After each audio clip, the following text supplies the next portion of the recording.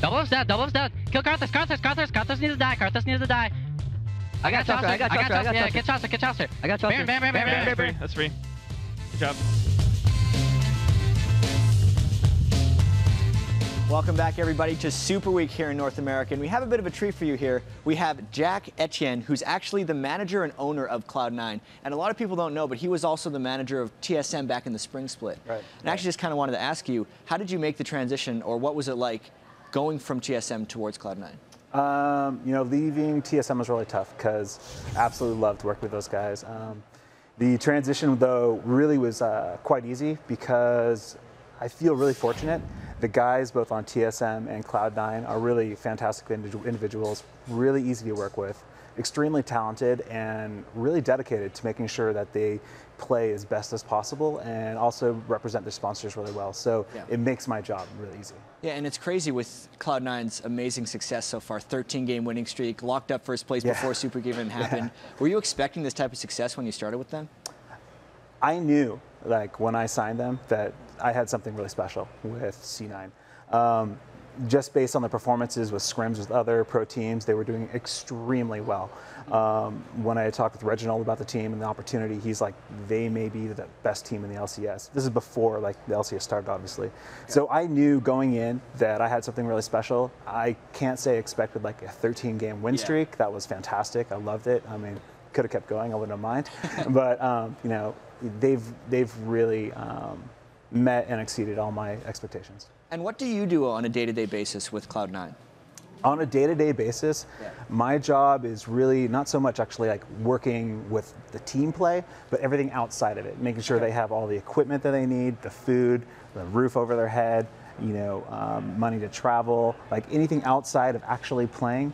That's where I come in, and that's like a day-to-day job. I'm constantly interfacing with sponsors. What do they need to make sure they're happy? Interfacing with the team. Do you have any needs? What can I do to make your life easier so you can focus on playing to the best of your ability? Yeah, and it's definitely working out great for you guys. There's a couple other managers, like Liquid would come to mind from Curse, who also is involved in the coaching of the team. Do you find that is just a different style you've adopted, and why does it work best the way you do it with Cloud9? Right. I mean, we come to the table with different skills. He's obviously, you know, has a pro, you know, history. I don't. I'm a sales guy originally, and I know how to make companies happy with their investments. So what I'm bringing to the table is a different skill set. So I just focus on what I do well, and Liquid obviously is amazing as a coach as well as being a manager. Yeah, and being in sales, maybe talk about that a little bit. How does that, or your previous job / current job, relate to your work with Cloud9? Yeah, so I work for Crunchyroll. I'm the VP of sales there. And how this all actually ended up happening with me getting involved with League was Team Solomon, they also have a website, so solomon.net and a few others. I helped Reggie monetize those sites, figure out a way to sell his ad inventory. And that transitioned over time as we built a trust and a good relationship to me being the general manager of TSM. So basically I started with, from the ad sales world, and over time transitioned into general manager and now an owner. So, I mean, maybe looking back like 2 years ago, were you imagining something like this happening now where you're owning an LCS team? Not at all. I mean, I've always played video games, but obviously not on this type of level. And the way, 2-3 years ago, if you asked me, would I ever actually doing this? No way. This has exceeded all my expectations, and I've been loving every minute of it. And with the exceeded expectations and kind of the explosive growth of the league, is that making it easier to at least attract sponsors? And how do you go into a room and explain this to someone else who's not familiar? Yeah, I mean, the growth of the game has been explosive, right? And when I go and tell sponsors that, hey, we're having our Worlds at the Staples Center, hey, we've got visas that are supported by the U.S. government, we've got, like, thanks to Liquid, Nissan stepping up, me closing Qualcomm, last split. These are serious companies and serious events that are taking place, and those all make my job easier. Awesome stuff. And I got a final question for you. What's one of the coolest things about managing and owning Cloud9 as a team? That's a really good question. there's a lot of things. It's really hard to pinpoint which each one. I think some of the most rewarding things are the fan response. Like someone today put up something, an OGN style video for a Cloud9 intro. I love seeing that stuff. We've got artists doing really great pictures of the team, and people in the community that actually have volunteered their time to work with me. Give a quick shout out to Corey, Jeff, Jenna. I'm forgetting somebody. Sorry. Oh, Manu. Anyways, these guys are fantastic. They've made my life so much easier, and I love seeing all these people coming together to help me. Well, thank you very much for the interview, Jack. Informative stuff. And best of luck to Cloud9 as you guys make your move towards the regional playoffs and Worlds. But we have plenty more action here coming up on Super Week. Let's send it back to the guys at the desk. Thank you very much, Jat. Now it's time for our second match of the day, Velocity Esports versus Curse. For Edward and crew, they need to build on their perfect start to Super Week if they don't want to lose their chance to secure a spot in the playoffs. Yeah, their game yesterday was a win, but it wasn't a perfect win. It was an extremely stressful game that could have easily gone either way.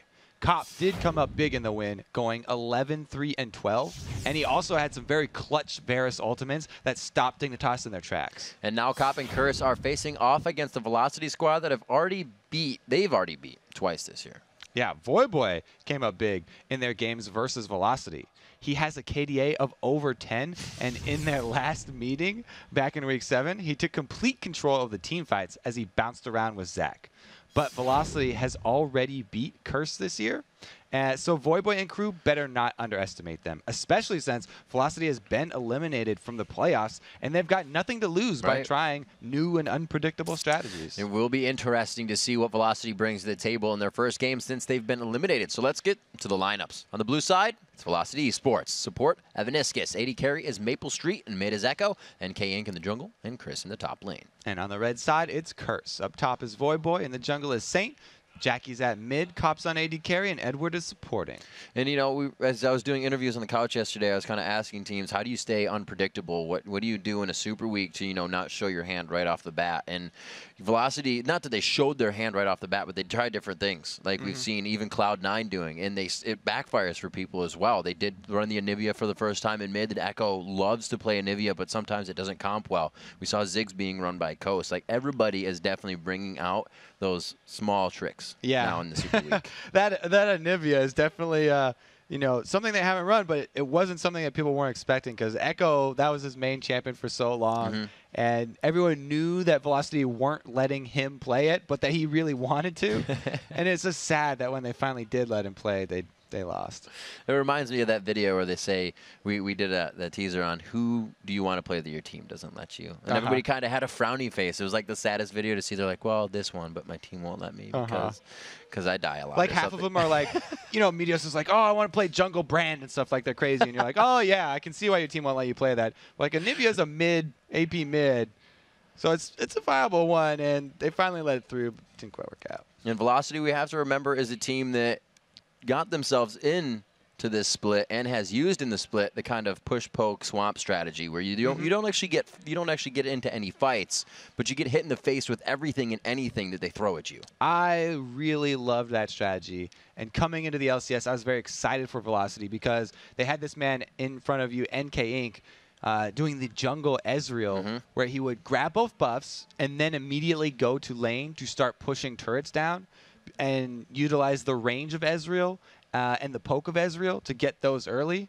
But now with the early armor from turrets, that particular strategy not as effective.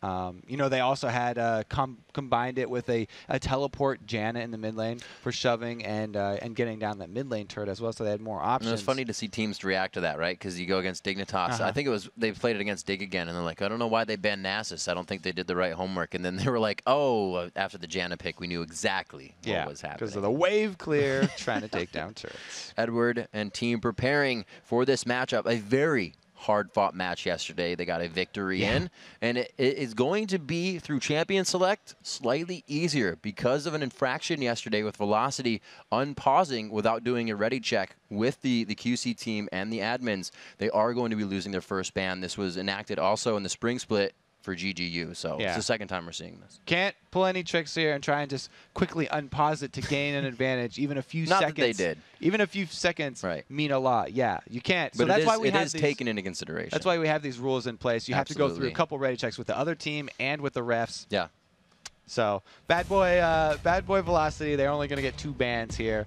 Nobody get crazy. That's why they're only doing 2. It's not some next level strategy like TSM used, who actually opt for 2 bans. They did. Sometimes. They did. Who have they said even in Strim, sometimes we don't ban anything. But that's just obviously for practice against numerous compositions. So with this timing out, we will get Curse to throw out a first ban here. And this is kind of, what can this put on another team? Because it does leave a ban open. So you definitely have to alter who you choose to take out, because they're still second pick. Yeah, it definitely changes the game. Everyone's used to having 6 bans, and you sort of time your bans so that you get the most feared champion there in with your last one, and you don't give it any time for your opponents to react to your ban.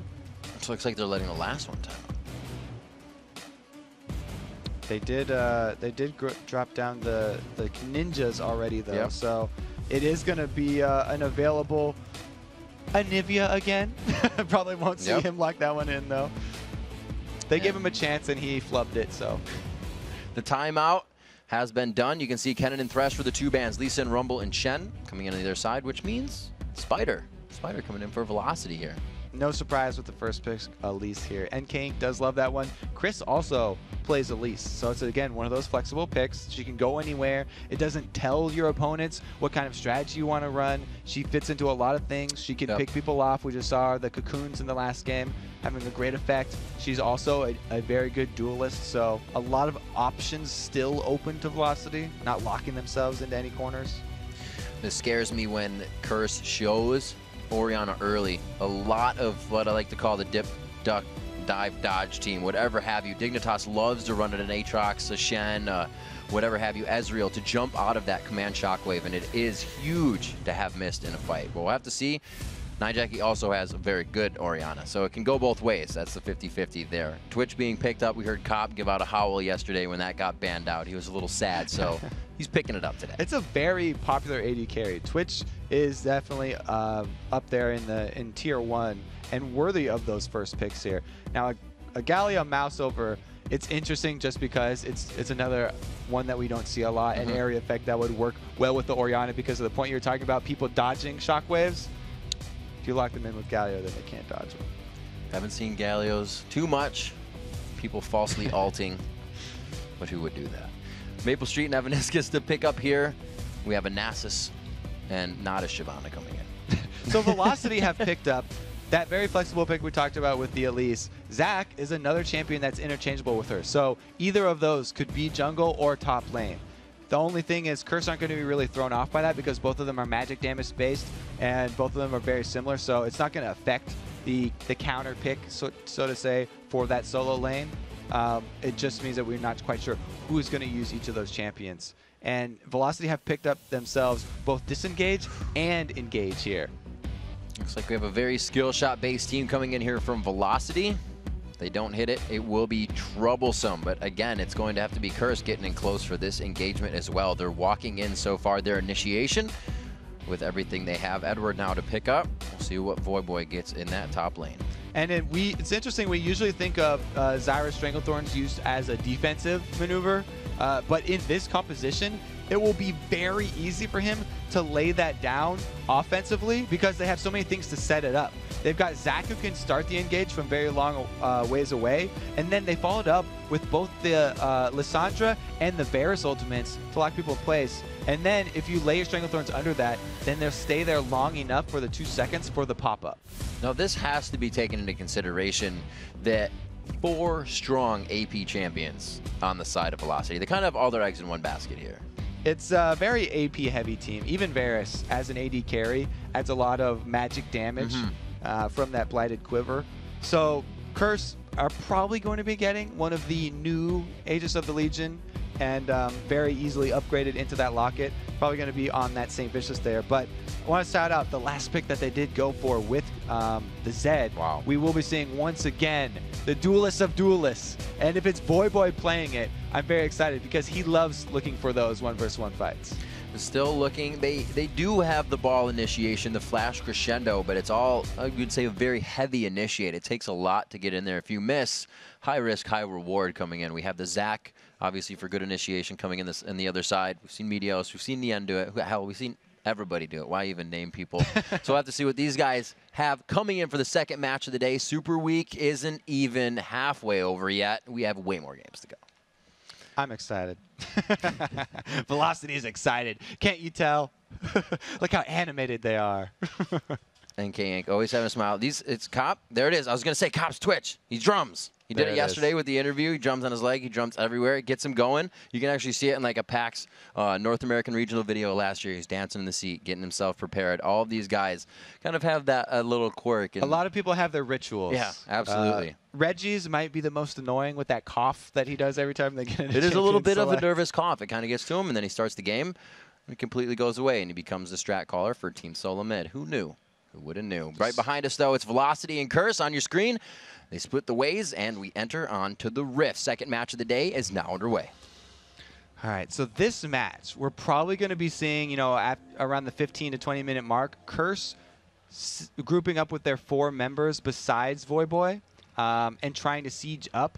They're going to be, they have great wave clear, so if Velocity stick to their 5-man group, then this 4-man team of Nasus combined with Oriana and Twitch and Sona are actually going to have a very easy time of wave clearing and defending turrets while Zed split pushes. And it'll be very interesting to see what member Velocity can send to go deal with Zed, because they don't have any teleports on this Velocity team.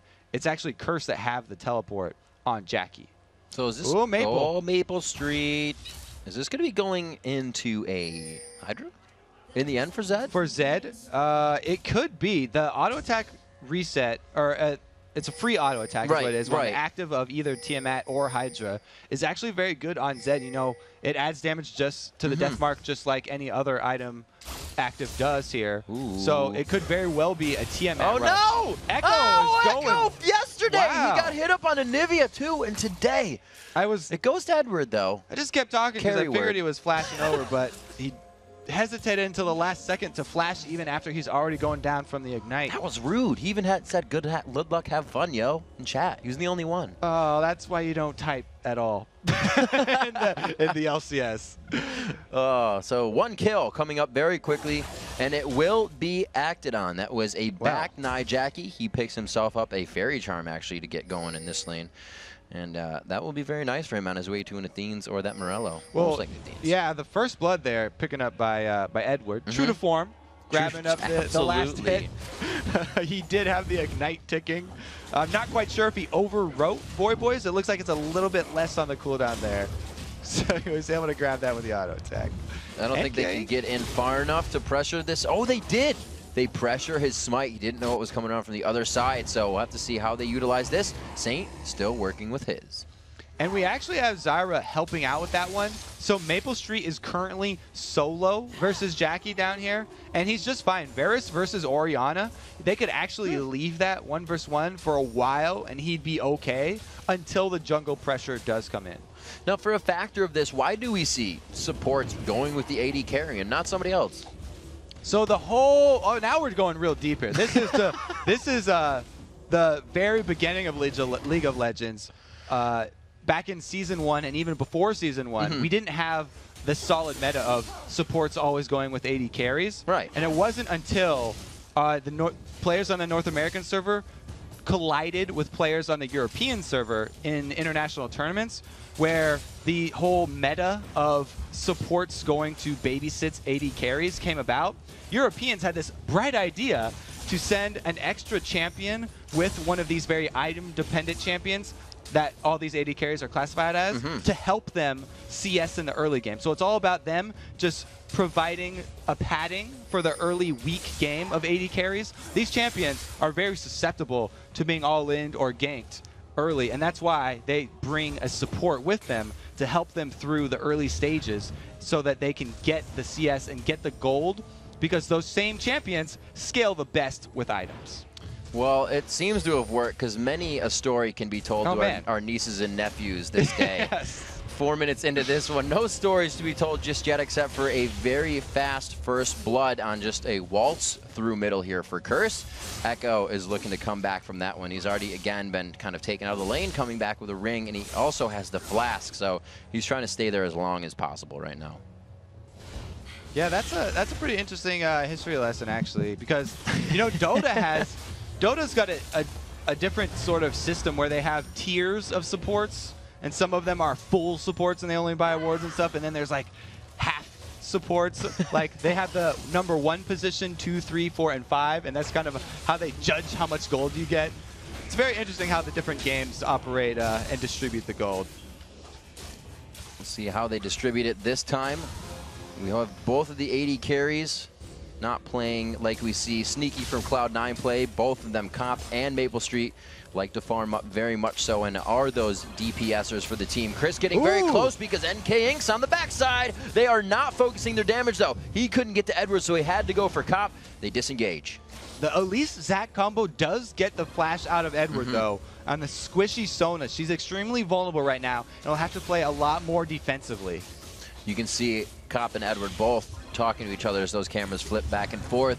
They just hit 4 together, at least Cop did. He is low on mana, but enough to get a flask out and really stop an initiation. So they feel like they're safe enough for now. And NK Inc.'s doing something here.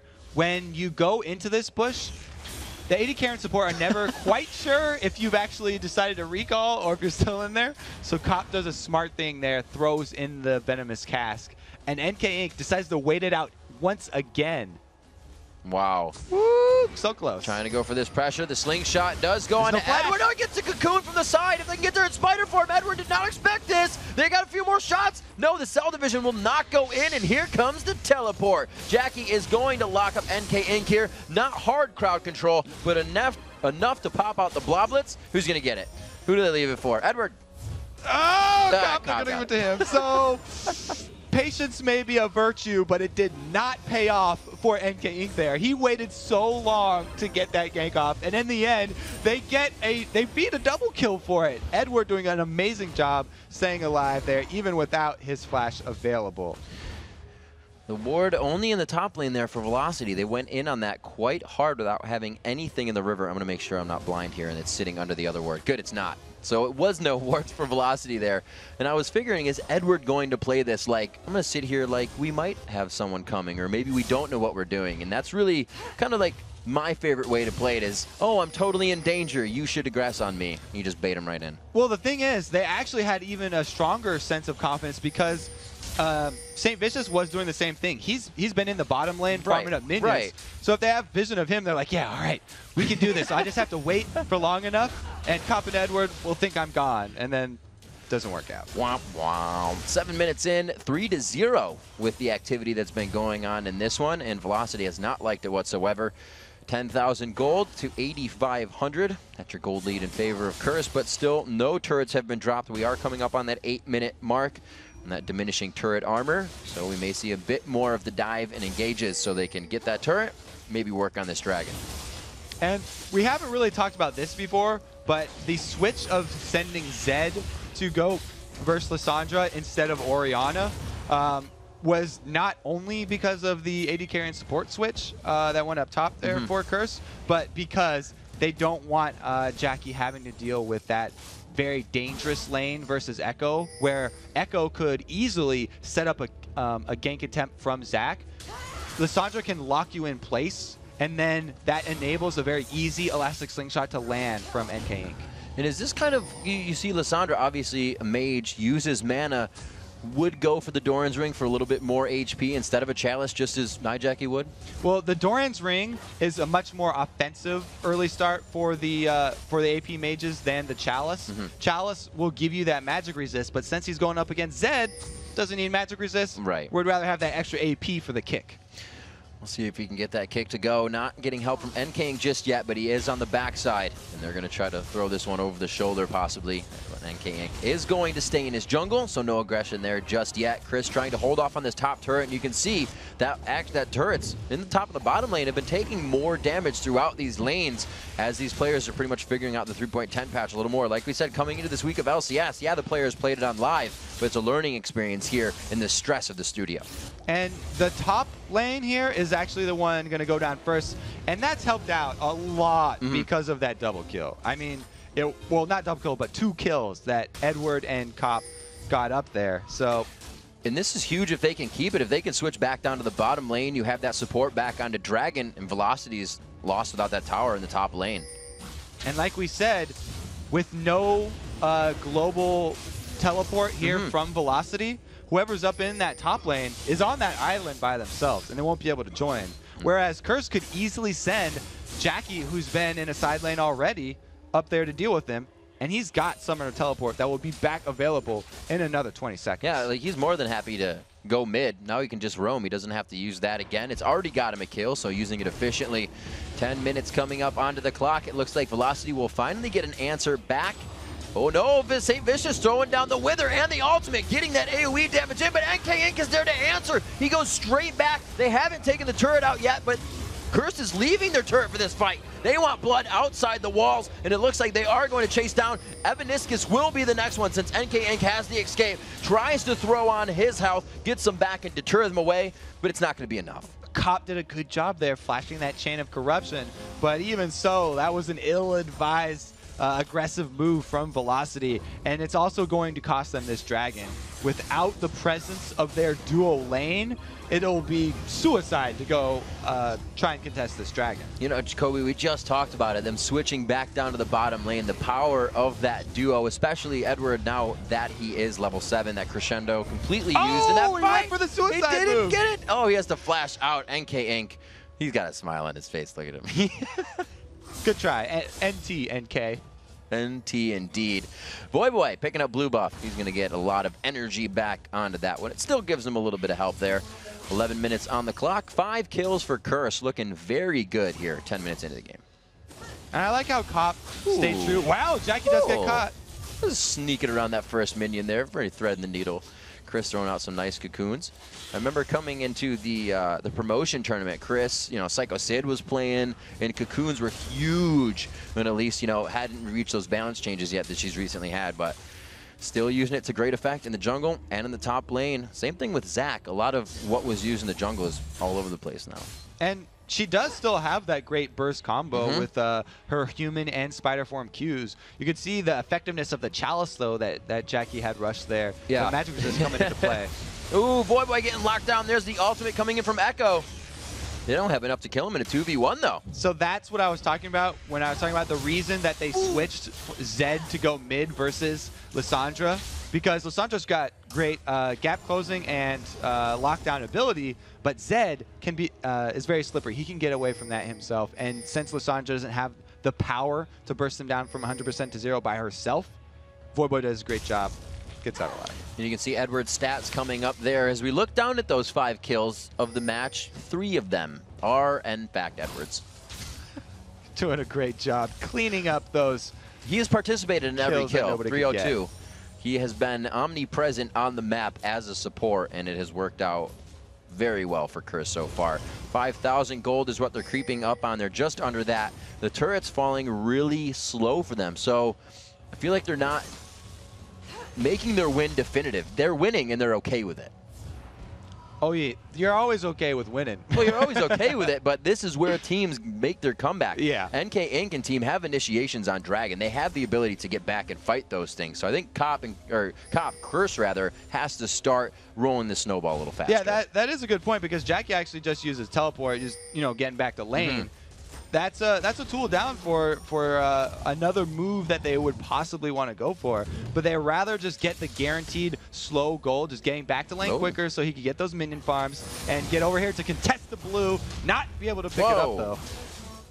Jackie using that W first before Shockwave, you lose a lot of damage, so he kind of blew the teleport, blew the ultimate there, and they were only able to really contest blue without taking it.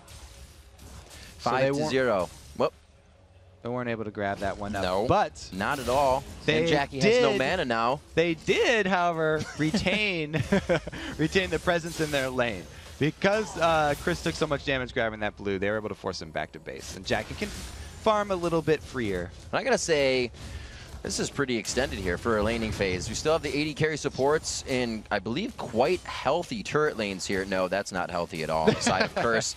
Velocity's turret in the bottom lane is super healthy. Curse is not so much. They have kept it standing, though, and that's all that they need to do at this point in the game.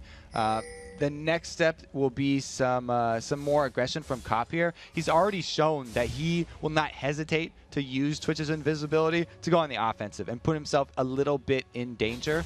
That's even more pronounced now that he has completed his Blade of the Ruin King, which adds so much chase potential. He's got 2 slows now to go try and pick people off. And what is Velocity looking to do here? Echo coming up with the Zanyas. How does that synergize with their initiation? So when you do have Lissandra with Zanyas, she's extremely difficult to focus down. She has 2 ways of going invulnerable.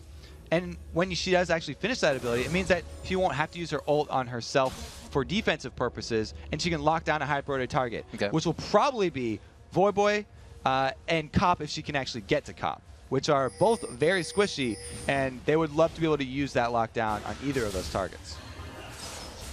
Looks like they have the dive potential to get back there. There's no Karthus wall or something to stop them dead in their tracks. But Chris, he's getting a little attention in the top lane, going to chase down with St. Vicious here. Spider versus Dog with a bit of Doll on the backside. And it looks like Chris, he's going to transfer the blue buff over. It goes down. It actually goes to Voyboy as he comes up on the right side. Oh, it goes, there it is, Night Deck. Up and down. Just sitting under him. I couldn't see it yet. Orianna, one of the best duelist, support utility duelists, not in just Xing someone out, but with that blue buff, it will be a problem for Velocity. Echo made a, that was a very interesting trap he was setting up on the other side of blue buff. It definitely would have been not in his favor because Voyboy coming over with that extra energy regen and his ult available would not have had a hard time dueling Echo by himself. It doesn't look like NK Inc. is going to get too much help here from his friends. Velocity will be forced to cover the other lanes, like we said.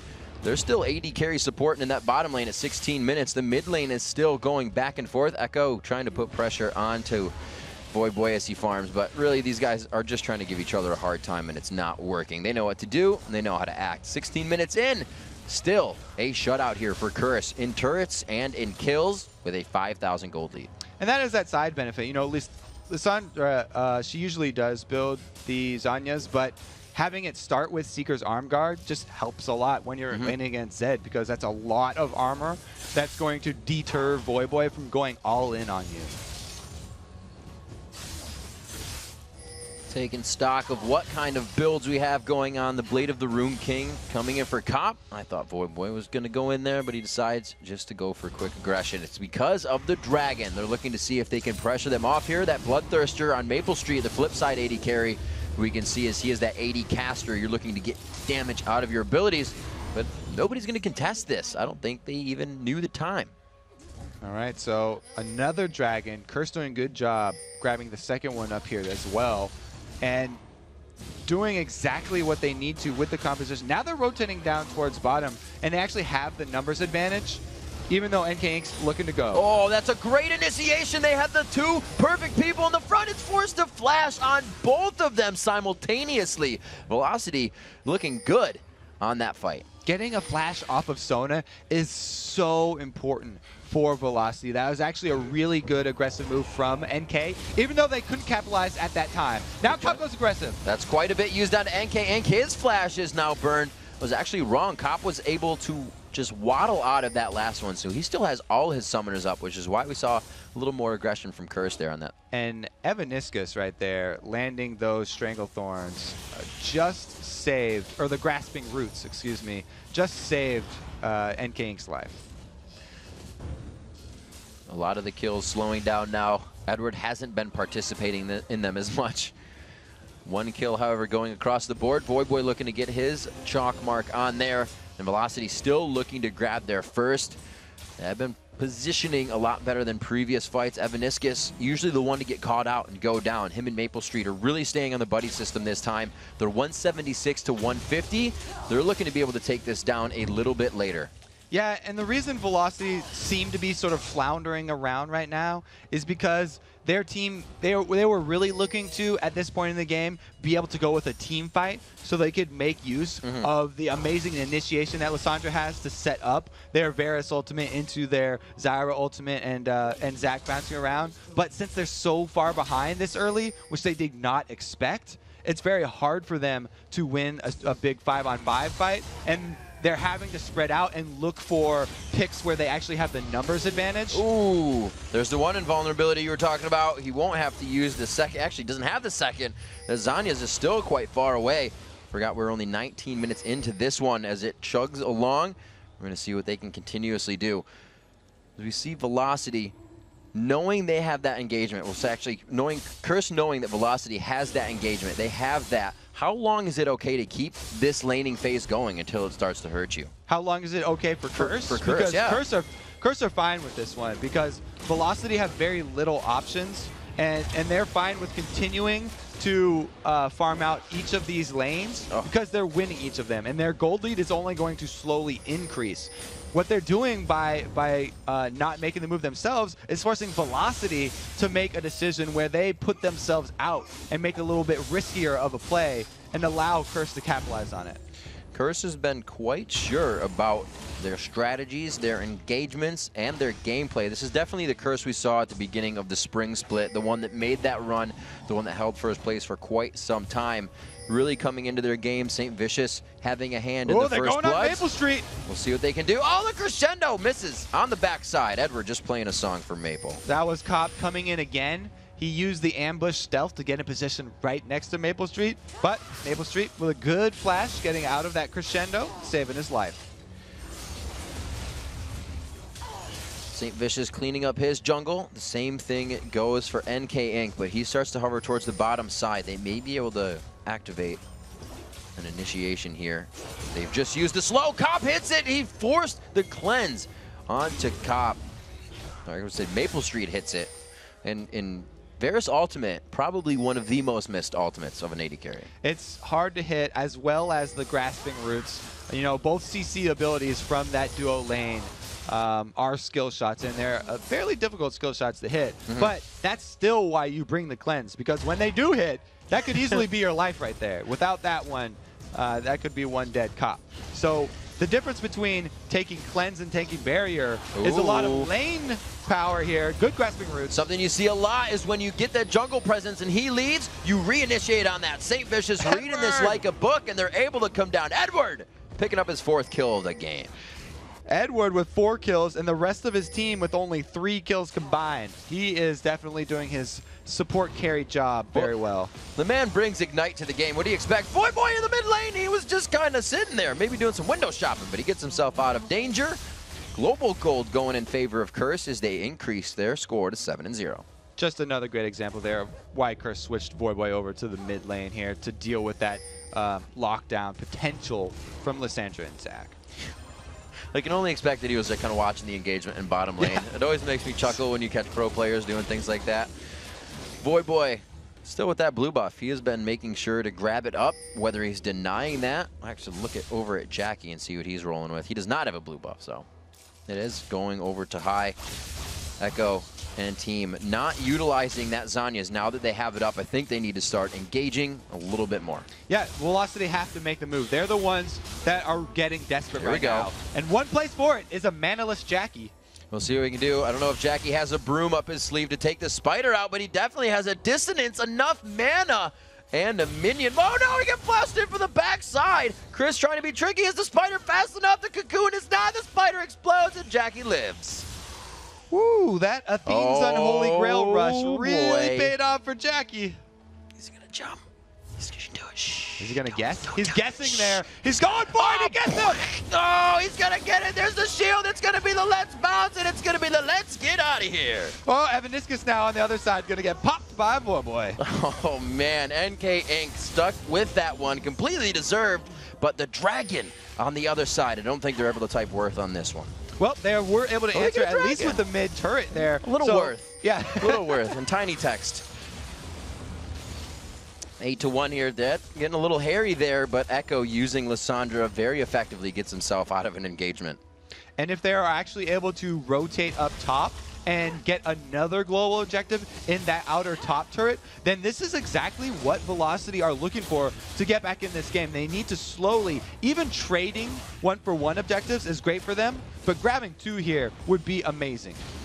Voyboy is now at that full kill potential, taking out or getting his last Whisper on. He actually built up a Hex Drinker before that as well, so he's having a good game for himself to piece a few items in between his core ones. Yeah, even though Voyboy wasn't being very flashy in that mid lane, he did exactly what they wanted him to. He was a little bit behind in CS, but he never died to Lissandra, and he did draw Zac mid lane several times, relieving that threat of a gank in the other lanes. It's a 7,000 gold lead now, Kobe. Very definitive, as I said before, by Curse, and they are not stopping. They're keeping the wards up. You can see even deep wards way towards the bottom second-tier turrets going down near the red, I should say, and they're able to activate that. We saw that causing a few mishaps for Cloud9 earlier, but Curse is acting on these things immediately, trying to come out with the win as soon as possible. Yeah, the ward line down the river is going to be very important, actually, for both teams, because this is the point where we transition into Curse trying to make use of Voyboy as a split pusher instead of Voyboy as an answer to Lissandra's laning phase. Now that the mid turret is down, that's not the case. Crescendo on the backside, almost missing. Expunge already went off. It's not going to be Edward. It's going to be the spray and play. And Edward gets out quite alive. Pretty tanky on those shots. He has a golem. Edward wanted that kill again here. He's gone with the Spirit of the Ancient Golem to add tenacity right there. And that's because he had already upgraded those Boots of Lucidity for the cooldown reduction. So Merc Treads are not available to him. Next best source for Sona is that Spirit of the Ancient Golem. When you think about it, adds everything he does need. Cooldown reduction on that as well. Oh, the chase there.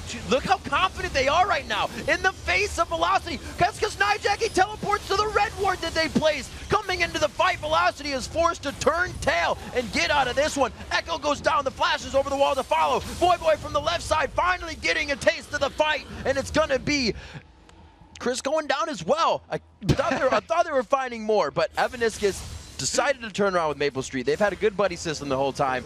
They keep it alive. No, yeah, the game just went from an uphill battle here for Velocity to a bloodbath. Curse have just destroyed them. They've got control over the Baron area vision already, and so this move by Velocity with only 2 members in the area is so dangerous and has extremely low percentage chance of success. But since they're that desperate, they're trying to take it. They're going for whatever they can take. Good damage right there on Nijaki, the Baron. Picked up, however, Cops, like I said, going to waddle out of this one. He's invisible. No problem there. Now these guys, there we go. Oh, yeah, now. Well, it looked like he was. Yeah, let's take a look again. So this was a chase, and Voyboy turns it right back around onto NK. The low damage from Echo at this point, not enough to take out Voyboy, and even though he gets exhausted, he's able to come back into the fight later because he also had the shield from that Hex Drinker. And St. Vincent does a good job flashing over the wall to chase down Echo. It was just Velocity being too scattered. They thought that they were catching Curse off guard, and they chased too long. This is a very common mistake where you've already alerted your enemy to your plans. They can see where you're going. And if you continue that chase for too long, it gives Curse enough time for the rest of the members to join the fight, and they easily turn that around. Curse doubly making sure that they have even the regular wards being placed. That teleport from Nijaki has come in big in these fights. Usually we kind of see a teleport go to the wayside and it comes in for the late split push, but this has been used to initiate fights. Curse knows they're ahead, and it's really the first time in a few weeks we've seen a team push that lead as they have it. And it's not even that Velocity forgot about the teleport or something. It's that they're in such a desperate situation that they have to go for those types of plays, and they tried to make a pick happen even knowing that Jack has got his teleport ready and he could join it. They just weren't able to pull it off in time. 28 minutes, they sit right outside the turret. St. Vicious giving out a little bit of a laugh in the top lane as these guys head in to take this one out. They got some pretty good damage on this now with St.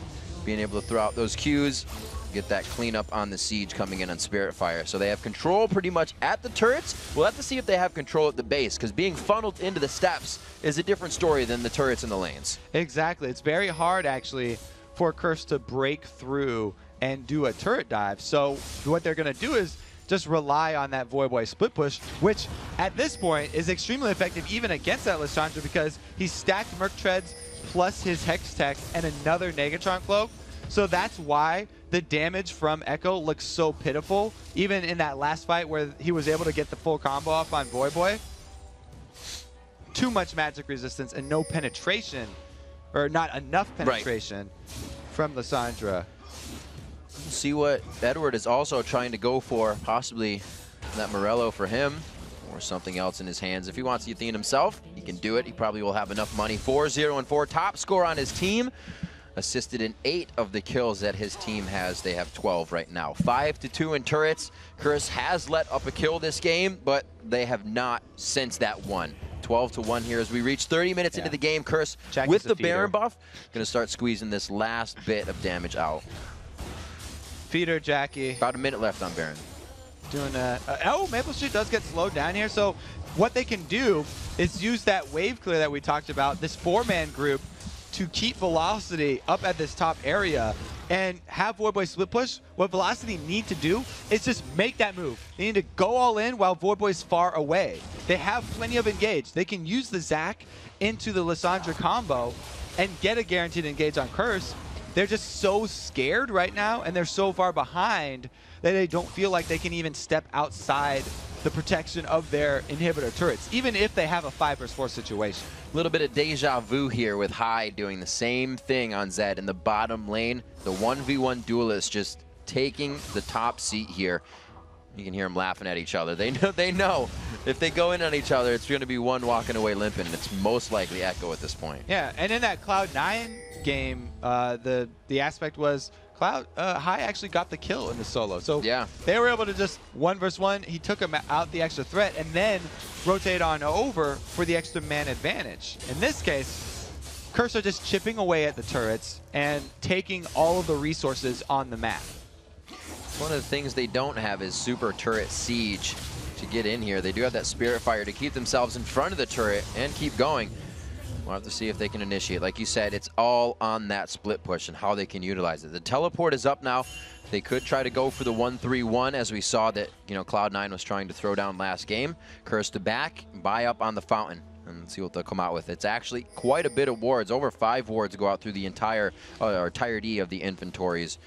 And that Guardian Angel picked up onto Voyboy. Yeah, they just went all the way around the map. They had Velocity boxed up inside their base. Yeah. So they were able to walk all the way around the map, take up the red buff, take up the dragon, do Pasco, do collect $200, spend that $200 on a bunch of wards to continue to control the vision on the entire Velocity side of the map here, and they can just walk this one in. I think that in this case, it's actually better for Curse to go with a 4-1 push rather than a 1-3-1, because having Orianna plus Nasus together adds so much minion killing power as well as disengage.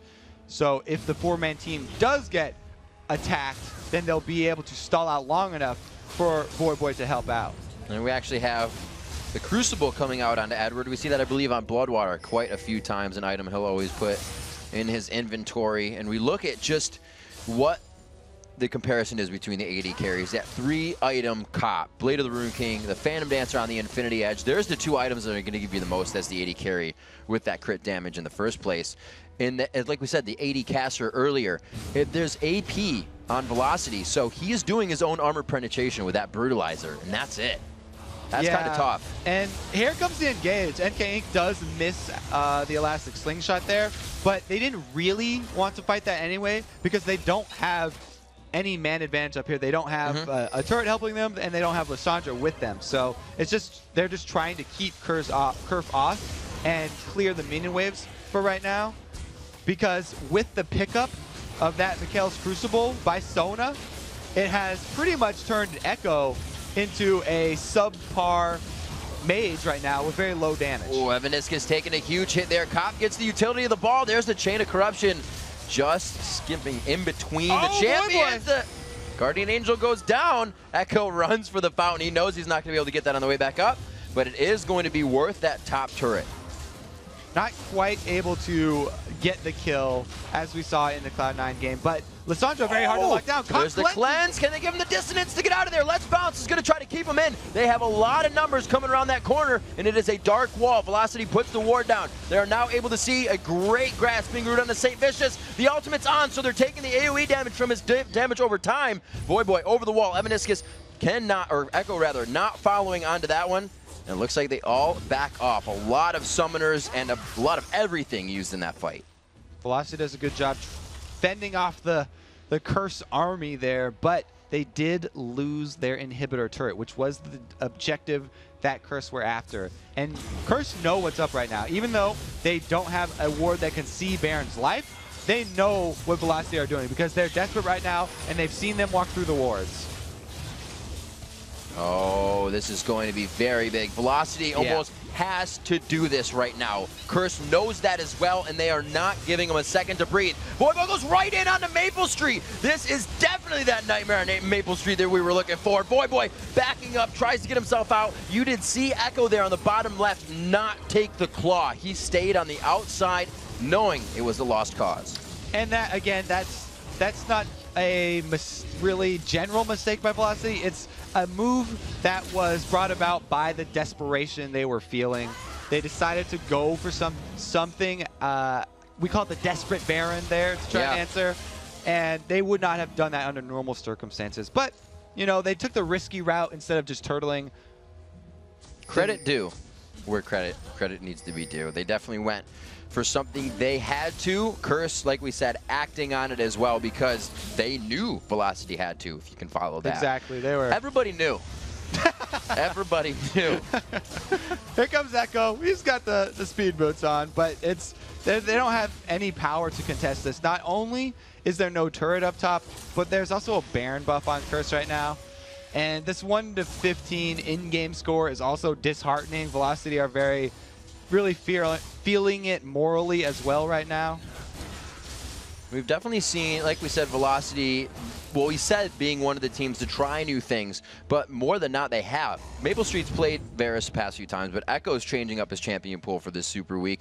We see everybody else kind of trying to pull out a few things. Evaniscus trying to stay true, but we've seen other teams not being able to comp around the changes they're trying to make. Yeah, I mean, Echo's doing a good job. He pulled out the Lissandra. It was very popular in Europe, but we haven't seen it much in the North American LCS. So technically, sort of a new variation that we haven't seen here, and it's a good theoretic composition here. You know, they have great engage if they could actually get it together without losing so heavily in the laning phase. They never got to really the mid game where they wanted to make use of the Zac engage followed up by the Lissandra and Zyra. They never got to that point to be able to use the combo that they built their team around.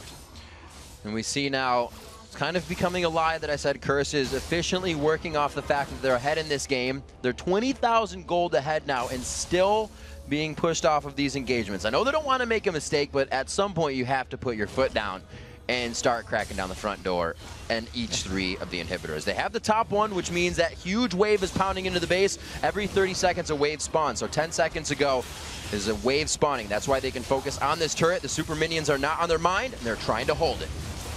And remember, Curse don't really want to chance this too bad. There's the engage on the chance has been taken by Velocity. They go right in. The crescendo hits on top of Echo. So the Stranglethorn did not do much. It just popped everybody up for a Polaroid. After that, it was Curse coming out on top. The double kill coming in for Cop. A double kill for Voyboy, and Nijaki will top it off with a cherry.